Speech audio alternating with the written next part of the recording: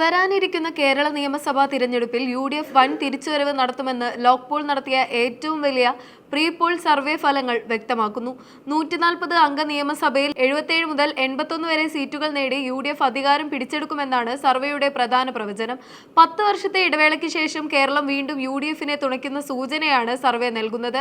പിണറായി വിജയൻ സർക്കാരിന്റെ രണ്ടാം ഊഴത്തിലെ ഭരണവിരുദ്ധ വികാരം യു.ഡി.എഫിന് വലിയ തോതിൽ ഗുണം ചെയ്യുമെന്ന് സർവേ വിലയിരുത്തുന്നു. കൂടാതെ സാമ്പത്തിക പ്രതിസന്ധി, വിലക്കയറ്റം, ഭരണപരമായ വീഴ്ചകൾ എന്നിവ ജനമുന്നേറ്റത്തിന് കാരണമായേക്കാം. 2025 നടന്ന തദ്ദേശ സ്വയംഭരണ തിരഞ്ഞെടുപ്പിൽ യു.ഡി.എഫ് കാഴ്ചവെച്ച മികച്ച പ്രകടനം നിയമസഭാ തിരഞ്ഞെടുപ്പിലും ആവർത്തിക്കുമെന്ന് ലോക് പോൾ വിലയിരുത്തുന്നു.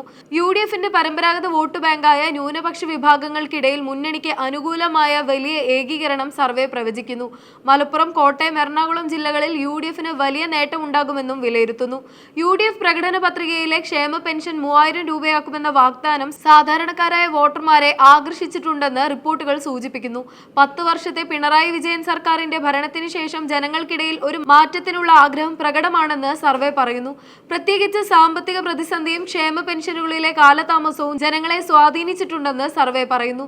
തുടർച്ചയായ 3ാം ടൈം ലക്ഷ്യമിടുന്ന എൽ.ഡി.എഫിന് പല കേന്ദ്രങ്ങളിലും കനത്ത തിരിച്ചടി നേരിടേണ്ടി വരുമെന്നാണ് കണക്കുകൾ സൂചിപ്പിക്കുന്നത്. വോട്ട് വിഹിതത്തിൽ കഴിഞ്ഞ തവണത്തേക്കാൾ കുറവുണ്ടാകാൻ സാധ്യതയുണ്ട്. എന്നാൽ എൻ.ഡി.എയുടെ സാന്നിധ്യം 0 മുതൽ 2 വരെ സീറ്റുകളാണെന്നാണ് സർവേ നൽകുന്ന വിവരം.